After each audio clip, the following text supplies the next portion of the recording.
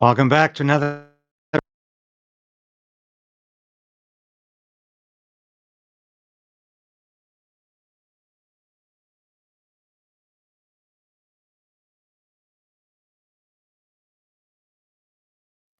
Sorry, my mic problems. What else? Welcome back to Stand on Guard. I'm your host, David Krayden. See, we had a little sound and audio problem. We'll be right back with more Stand on Guard. So we are in a very precarious position in this country. We need political change, but we also need the resolve to resist.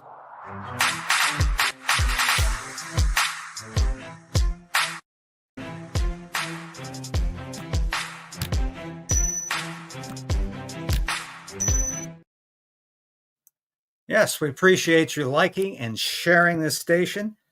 It is so much appreciated. It helps us get over the algorithm cliff or avoid going over the algorithm cliff. Thank you so much. And there is just literally so much going on. It's hard to stay on top of it. But we're trying to do that. And of course, I can't wait to get to, for me, which is the most fun this morning, is talking about Trudeau's blatant and ongoing chronic hypocrisy. The Mr. Proto-feminist. Oh, let's reveal him for what he is, okay? Let's just stop letting him get away with this. But I think we'll start with what's going on with the border and the tariffs. And it's incredible what Doug Ford has said here. Ready. We need to be ready to fight. This fight is coming 100% on January the 20th or January 21st. We don't know what extent this fight's going to go to. We will go to the extent of cutting off their energy, going down to Michigan, going down to New York State and over to Wisconsin. I don't want this to happen, but my number one job is to protect Ontario, Ontarians and Canadians as a whole, since we're the largest province.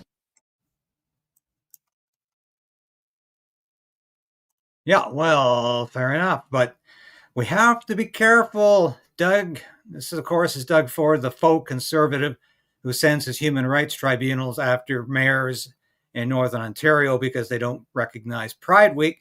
This is, of course, the Doug Ford who came down like gangbusters during COVID on everybody he was Mr. Lockdown King. This is the guy who agrees with Justin Trudeau about invoking the Emergencies Act. So I don't really have a lot of time for Doug Ford, but at least he seems to be taking the situation seriously. Unlike Justin Trudeau, who was out there saying Kamala Harris should be president, and she would be.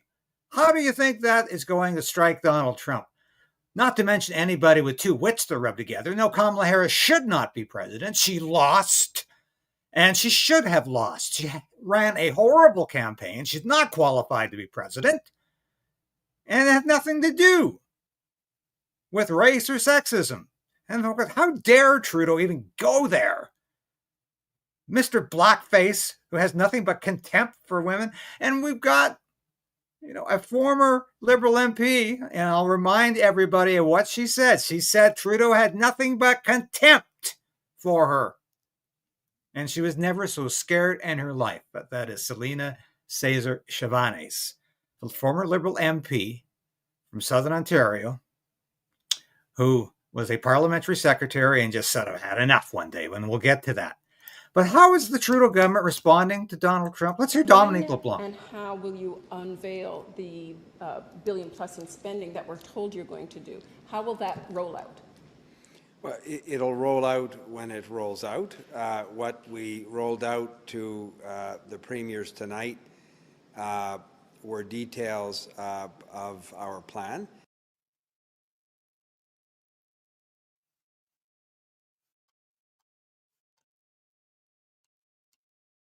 Well, thank you so much, Dominique, for that, whatever that meant. This is a guy who just is incapable of articulating a policy. And I'm just amazed that we actually allow this to go on. Now, I want to show you this. This, of course, is Elon Musk's He called Trudeau a tool. Yeah. He's such an insufferable tool. Won't be in power for much longer. Because, of course, Justin Trudeau is commenting on U.S. elections. Exactly when he shouldn't be commenting on U.S. elections. But this is all about Justin Trudeau. He's got the gall. I won't say audacity. That implies he has some daring or some real nerve. He's got nothing but gall, unmitigated gall, to say that Pierre Poilievre is all about Pierre Poilievre. This is a typical narcissistic dodge. Let's listen to what Justin Trudeau said about the election, U.S. election, because it's really worth listening to. Shouldn't be that way. It wasn't supposed to be that way. We were supposed to be on a steady, if difficult sometimes, march towards progress. And yet, just a few weeks ago, the United States voted for a second time to not elect its first woman president.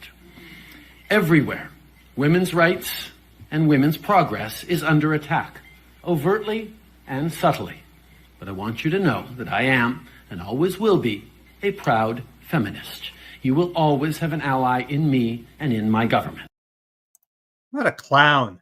Let's just hear how much of a proto-feminist is this guy. What incredible gall, as I said. And now, that did not happen. What does he remind you of when he talks that way? I don't even have to articulate it, do I?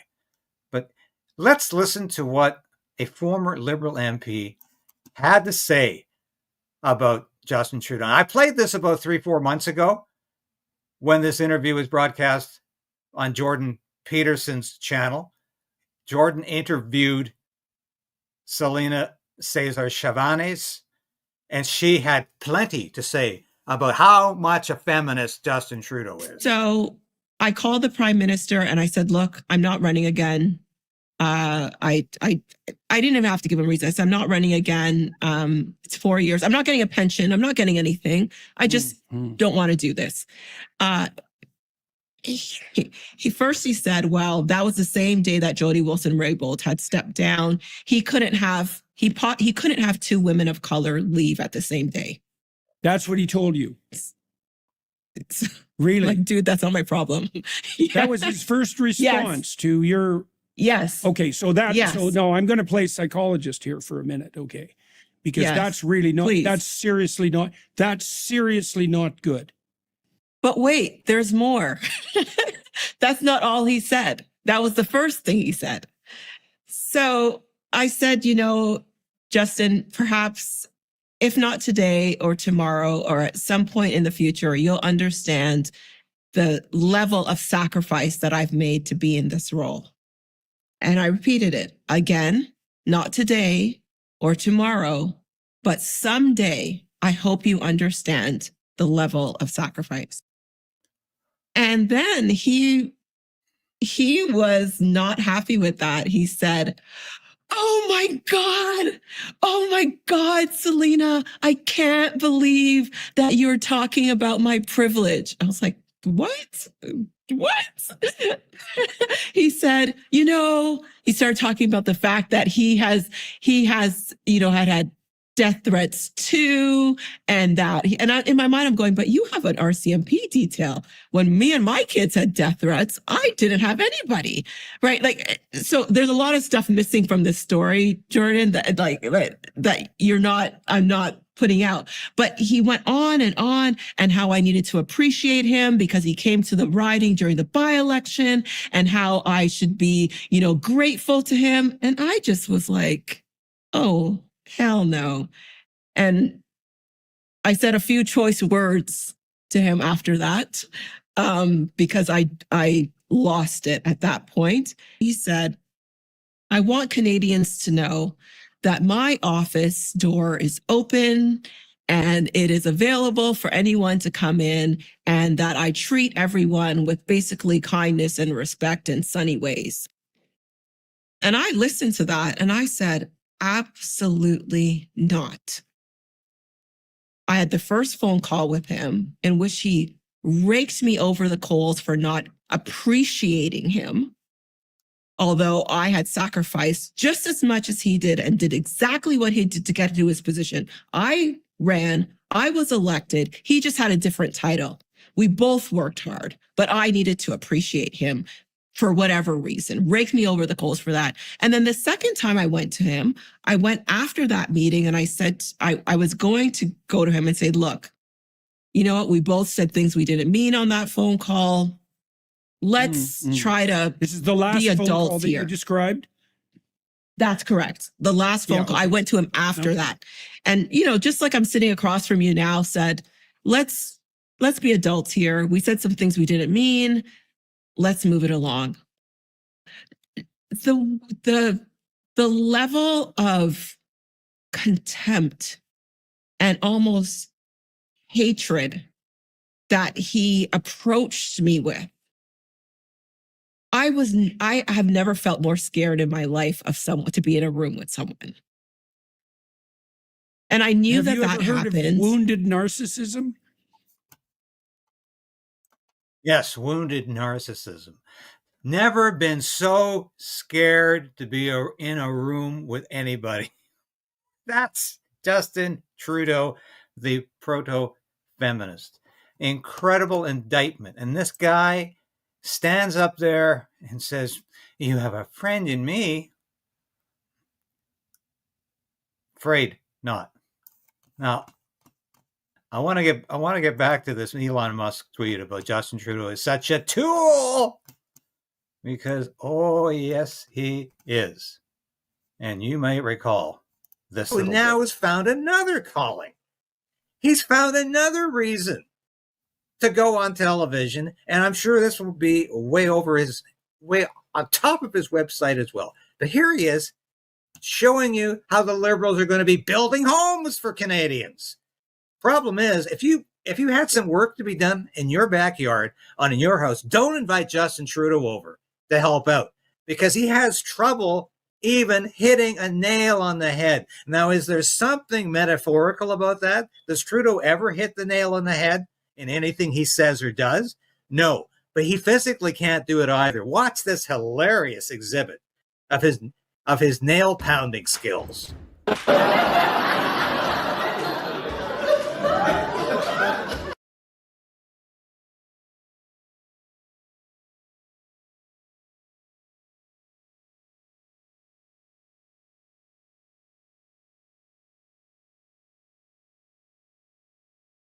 40 times. He had to hit that nail 40 times.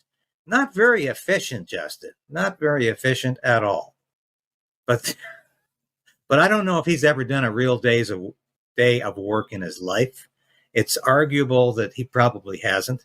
I don't think he knows very much about any kind of manual labor, because, he really hasn't had to work that hard in his life. And I'm sure he's done nothing around the house. Maybe that's one of the reasons he's separated. I don't know, but Justin Trudeau is clearly unhinged. Want to get to question period yesterday. I know people say every day, don't show too much question period. It's just too much to watch. It's too hard to watch. Well, that's very true. But I want you to hear Pierre Poilievre is starting to use the language that I've been using for the last week to describe the $60 billion deficit that Chrystia Freeland's about to unleash on us in the fall economic statement on Monday, coming up 4 days from now. Pierre Poilievre starting to use the word fiscal cliff. Let's have a listen. The Honourable Leader of the Opposition. This week, Prime Minister has lost control of the borders, lost control of immigration, lost control of spending, debt, and inflation. Now he's lost control of his own cabinet. Yesterday, the Globe and Mail reported that there's a big fiscal feud that has broken out between the Prime Minister and his Finance Minister. At stake is that she wanted to run a gigantic $40 billion deficit, but that was her guardrail. And now this Prime Minister is pushing her through that guardrail and pushing all Canadians off the fiscal cliff. Why? Yeah. The Right Honourable Prime Minister.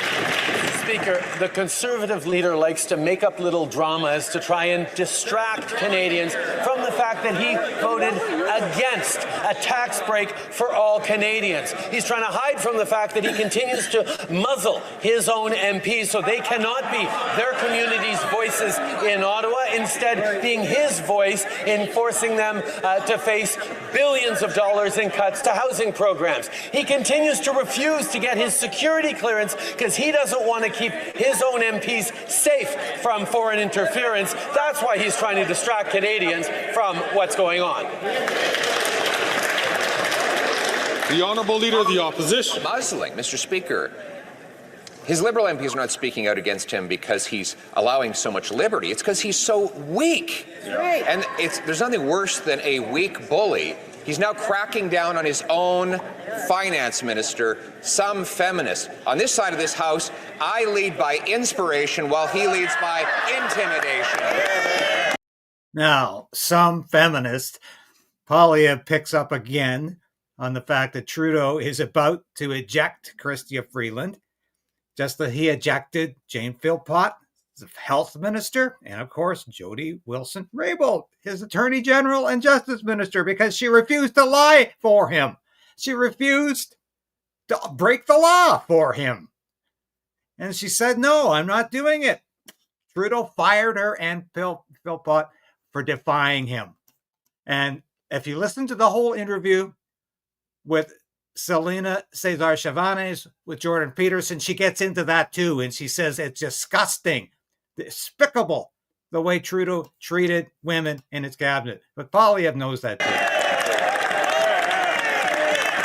Once again, why won't he follow my inspiration and stand up for the promise that he made to keep the deficit under $40 billion? No, wait for it. The Right Honourable Prime Minister. Once again, Mr. Speaker, we see very clearly for the Leader of the Opposition, it's all about him. Well, for us, Mr. Speaker, it's all about Canadians. It's all about giving Canadians a tax break over the next 2 months that the Conservative Leader voted against. Right. It's about delivering dental care to 1.2 million Canadians, where 3 million Canadians are already approved to access dental care in the coming year. The fact is, Mr. Speaker, we continue to be there for Canadians. He continues to be there for himself to try and block the help we're delivering to Canadians to make sure everyone thinks everything is broken because he's busy breaking it.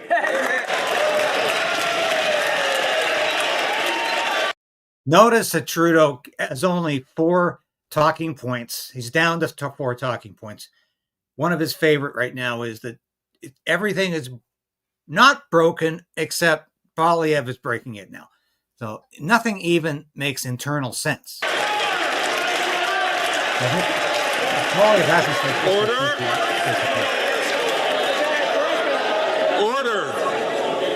The Honourable Leader of the Opposition.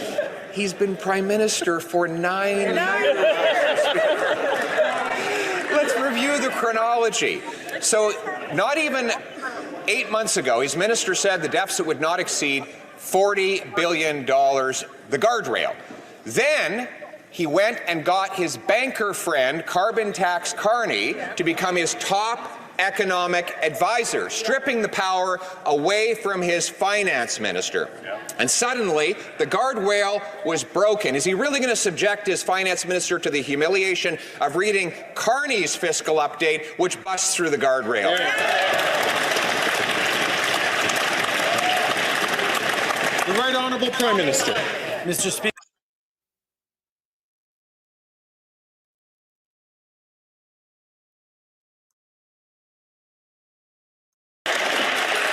Yeah, we did not need to hear the end of that.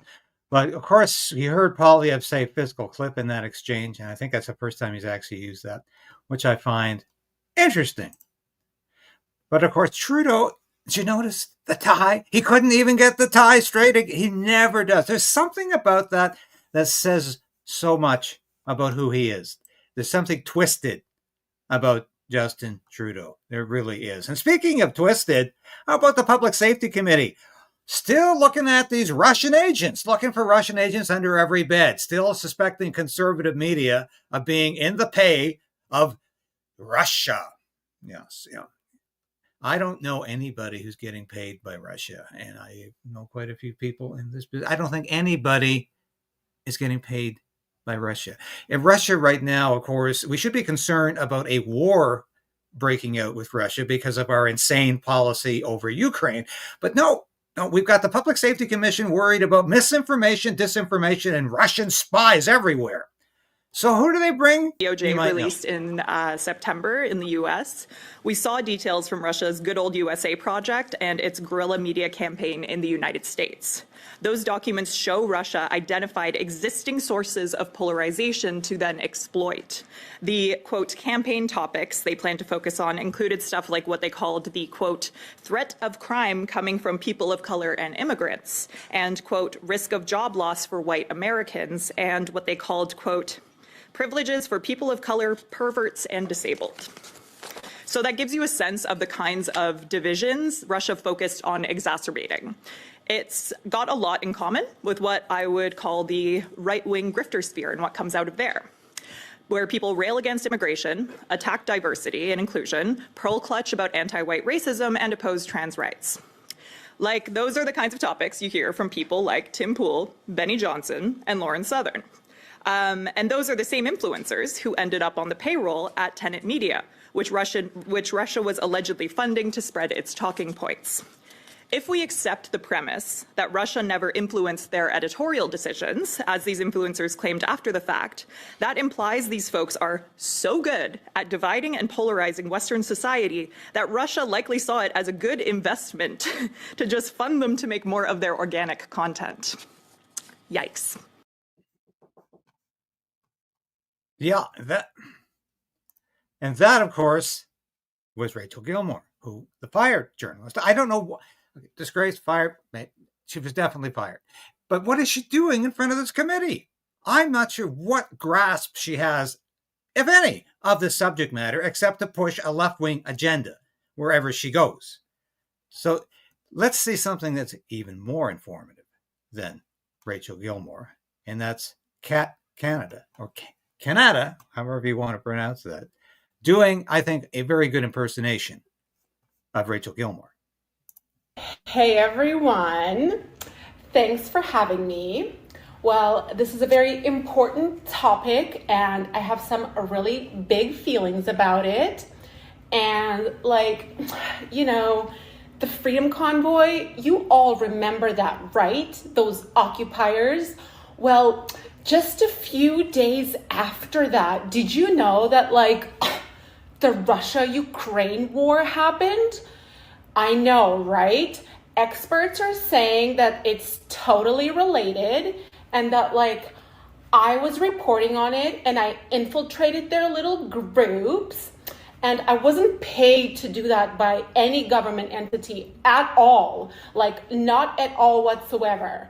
So anyway, Freedom Convoy people, super bad. I am super, super virtuous and good. And I just wanted to make sure that you, who invited me here today, all knew that. Okay? Justin, I'm ready for my job now.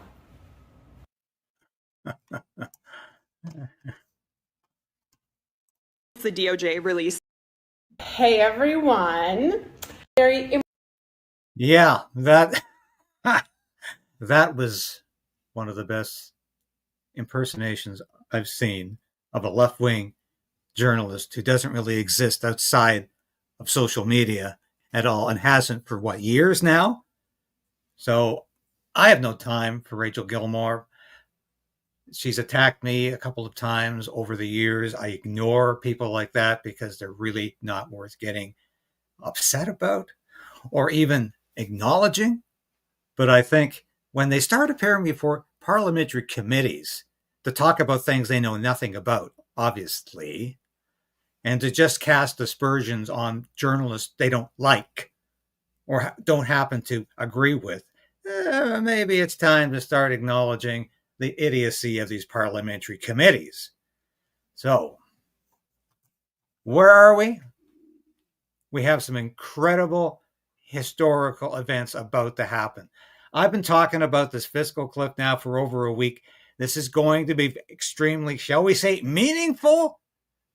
Probably a better description would be catastrophic.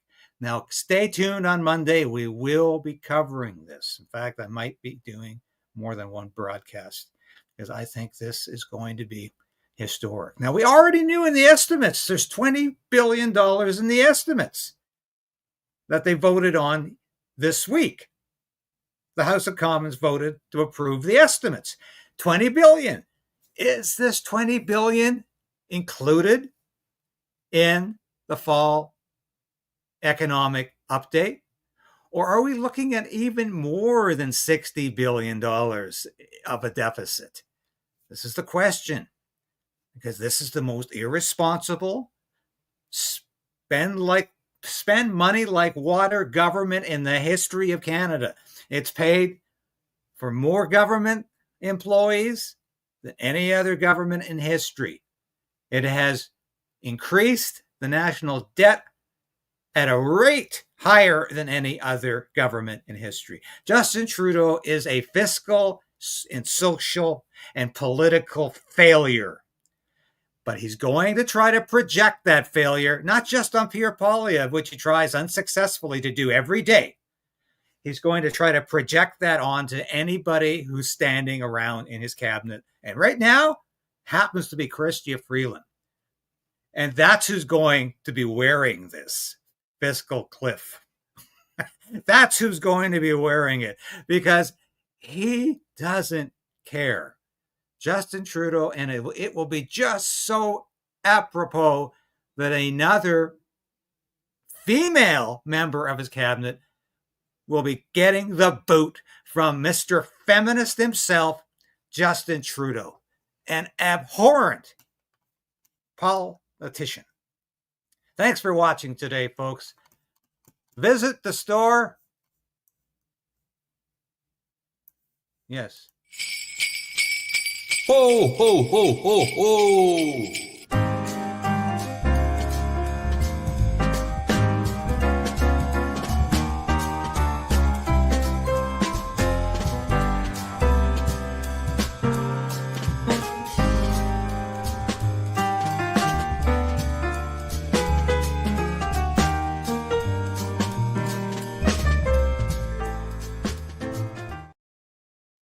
I'll be back again tomorrow with all the news you need to know. Fighting for you. Let's continue to resolve to resist. Thanks for watching.